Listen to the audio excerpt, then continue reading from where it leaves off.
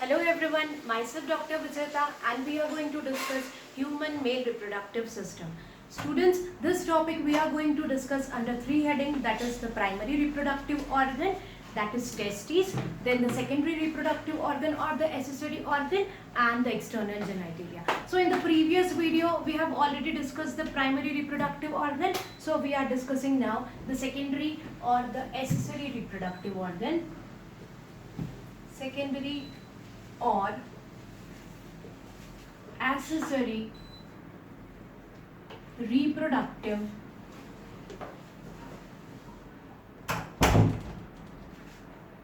organs. Students, this secondary or the accessory reproductive organs are those organs which are assisting into the process of reproduction. It means these organs are indirectly involving in the process of reproduction.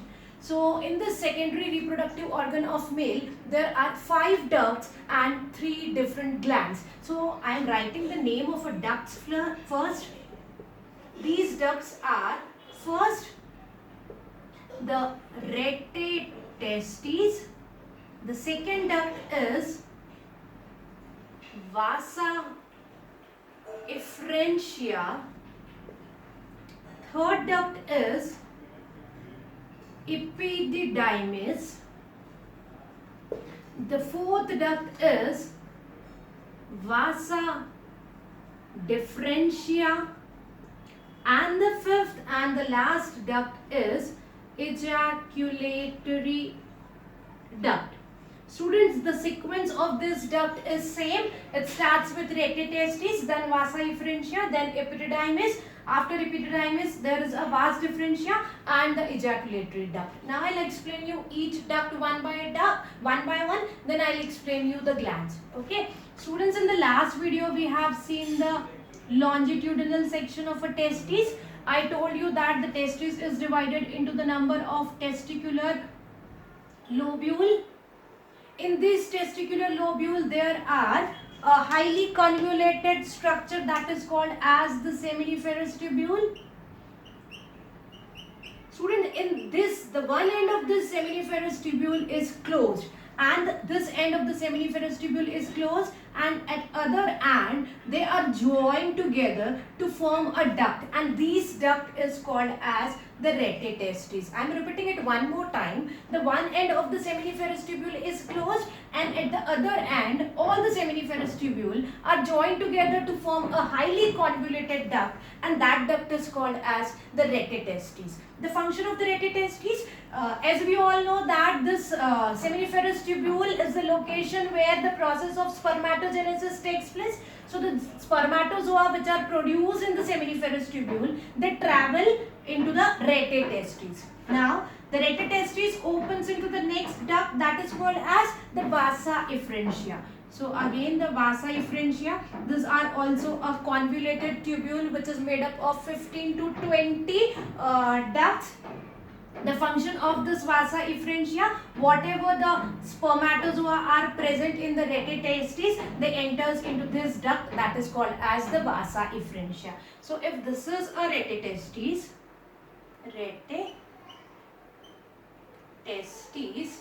this duct which is opening is vasa efferentia.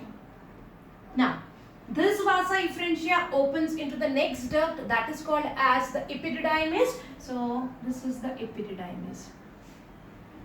Now student, this epididymis is also a very convoluted duct. It is around 6 meters long. ये 6 meter long duct होती है. It covers both the testes into its posterolateral aspect. The one side of the testis is covered by this epididymis duct. Now this epididymis is divided into 3 parts. So this is the epididymis. Let me label the epididymis first. Epididymis. This epididymis is divided into 3 parts, students. This part of the epididymis is called as the head of the epididymis. It is in contact with the testis. Okay, this is the head of the epididymis. This part is called as the body of the epididymis, and the lowermost part is called as the tail of the epididymis. This part is the tail of the epididymis. Now the head is also called as the caput epididymis. The body is also called as the corpus epididymis, and the tail is also called as the cauda epididymis. Now the function of this epididymis, students, the sperms which are present in the vasa efferentia, now they enter into the epididymis. Okay, now the sperm which are present into the vasa efferentia, like this duct, they enters into the head of the epididymis. In the head of the epididymis, the maturation of sperms takes place. It means the sperm will attain the motility and the functional capacity. So in the head region, the maturation of the sperm takes place. That is, the motility and the functional capacity of the sperm increases in the caput region of the epididymis. Now, the sperm from the caput region, they enter into the corpus, that is the body of the epididymis, and from the body they reach into the tail, that is the cauda epididymis. In the cauda epididymis, the sperm are stored for some time, and then from the tail cauda epididymis they enter into the next duct, that is called as the vas differentia. Now this vas differentia, the tail, that is the cauda epididymis, it opens into the duct that is called as the vasa differentia. Student, this vasa differentia are also present in pairs. These are the tubular structure. They are around 40 centimeter long. This vasa differentia from the epididymis, that is from the tail of the epididymis, they enters into the abdomen through the inguinal canal. I will draw the diagram after this. So inguinal canal, you remember I told you about the inguinal canal in the previous video. That is the opening from which the testes, they descend from abdomen into the scrotum. From the same opening, this vasa differentia, it enters into the abdomen. Let me draw the diagram for you.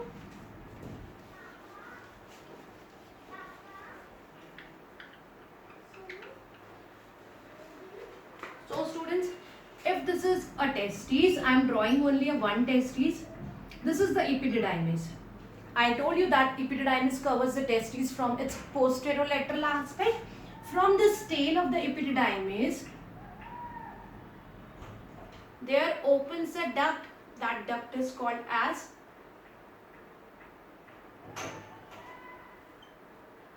the vasa efferentia, and suppose here is the inguinal canal. Okay, so this vasa differentia,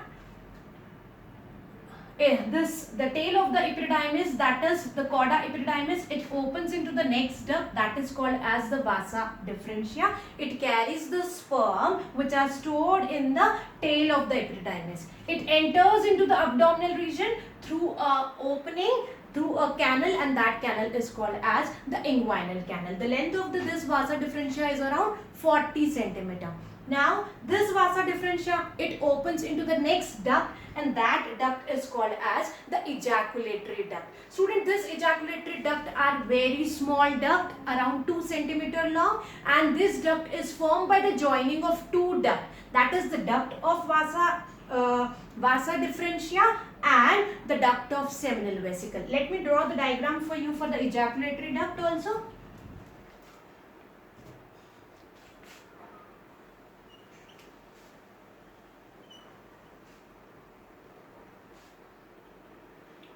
These are the testes.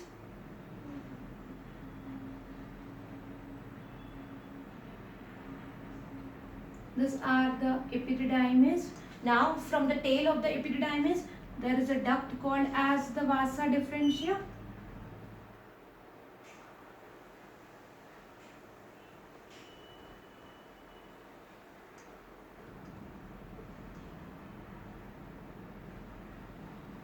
This is the vasa differentia. It is a 40 centimeter long duct.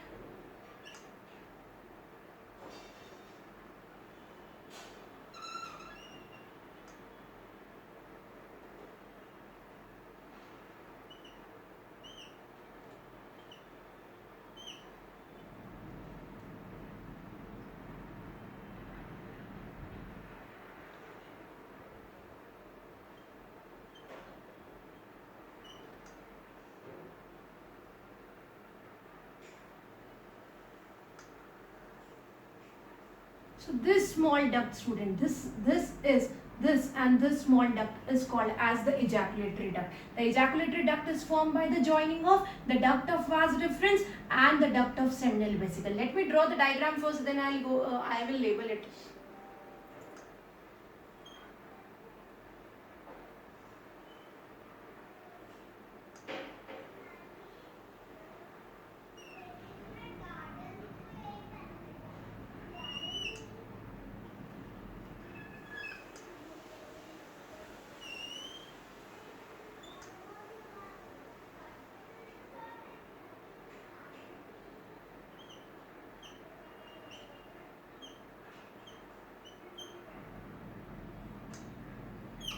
Student, this is the diagram of human male reproductive system. Let me draw the duct, students. This is the testes. This is the epididymis.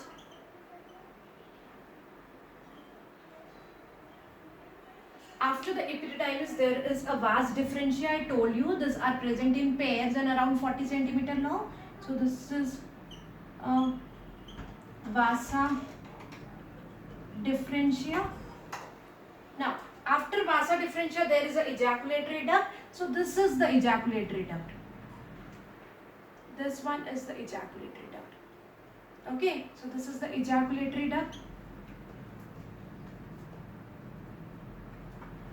Let me explain you about the ejaculatory duct. Student, these are a very small duct. They are 2 centimeter long only. These are present in pair. You can see in the diagram. These are present in pair. This ejaculatory duct, it is formed by the joining of the duct of seminal vesicle. Student, this gland is the seminal vesicle. We are going to discuss this in the later part. Seminal vesicle.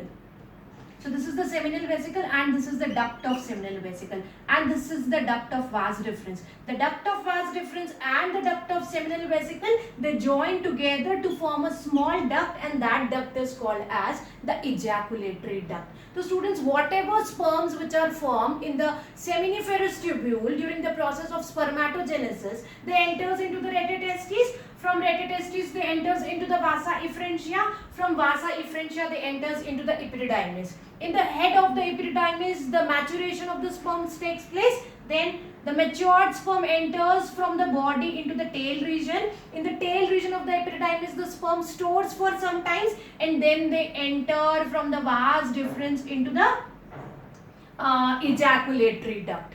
Okay, now this is all about the different ducts. Now students, we are going to discuss the different glands.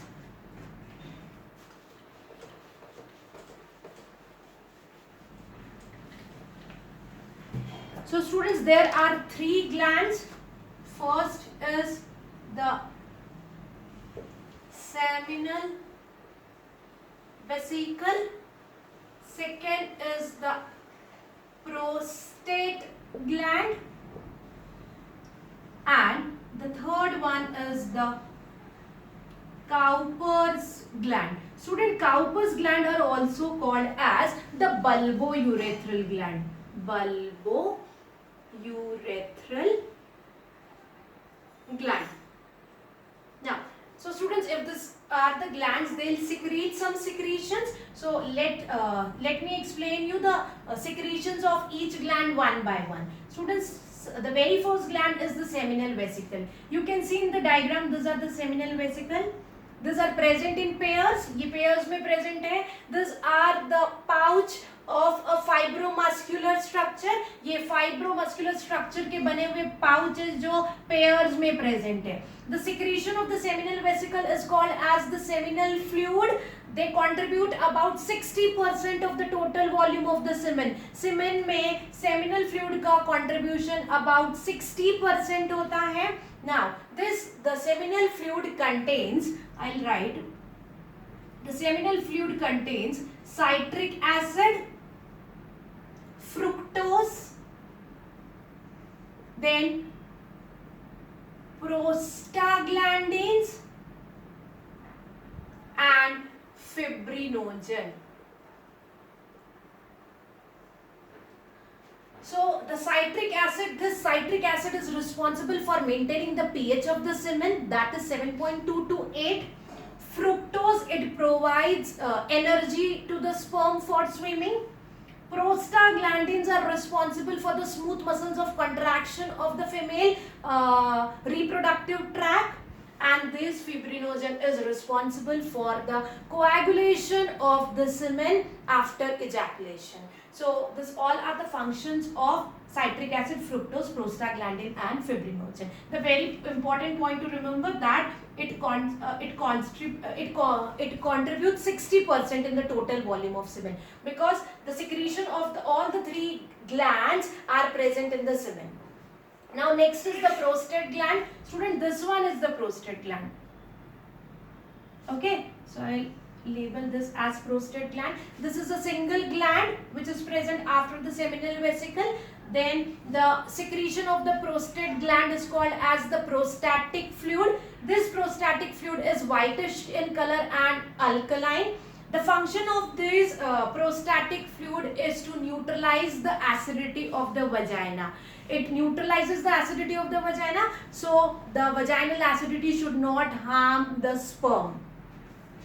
It contributes about 30% of the total volume of the semen. Semen में prostatic fluid का contribution रहता है 30%. So this is all about the prostatic secretion. Now the third gland is the Cowper's gland, student, which is also called as the bulbourethral gland. These are the bulbourethral gland which are present on either side of this urethra.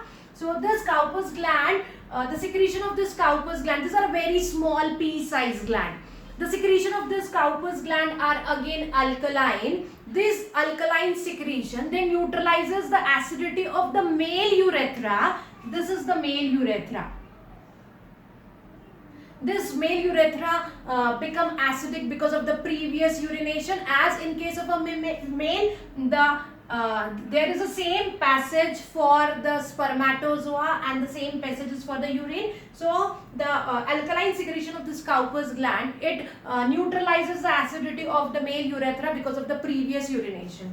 And the secretion of the Cowper's gland also helps in lubricating the female reproductive tract for copulation. The secretion, 10% of the secretion of the Cowper's gland constitutes in the formation of the total volume of the semen. So this is all about the accessory glands. Now student, there is one more topic, that is semen.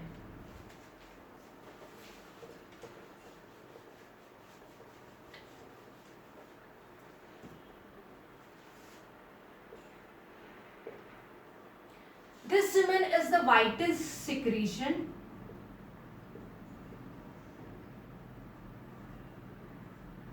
Which is ejaculated after or during the intercourse. Ejaculated during sexual intercourse. The pH of the semen is around 7.2 to 8.